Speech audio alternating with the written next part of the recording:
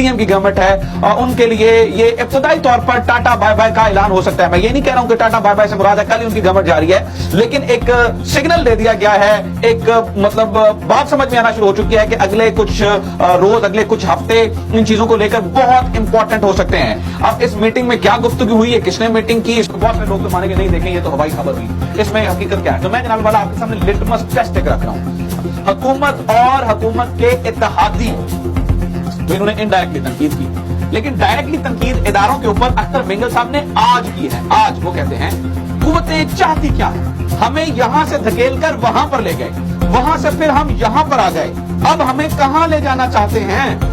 General speaker साहब, ये कुव्वतें चाहती क्या है, हमें यहां से धकेल के वहां पे ले गए, वहां से फिर हम यहां पे आ गए।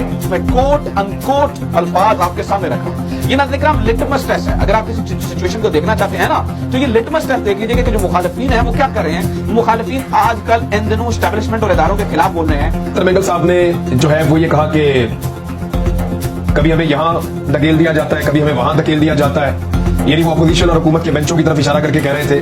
तो वो कौन लोग हैं जो अख्तर मिंगल साहब जैसे भारी भरकम सियासतदान को भी धकेल देते हैं। वो अपनी बहुत मायूसी का इजहार कर रहे थे। जनरल स्पीकर साहब, कुव्वतें चाहती क्या, हमें यहां से धकेल के वहां पे ले गए, वहां से फिर हम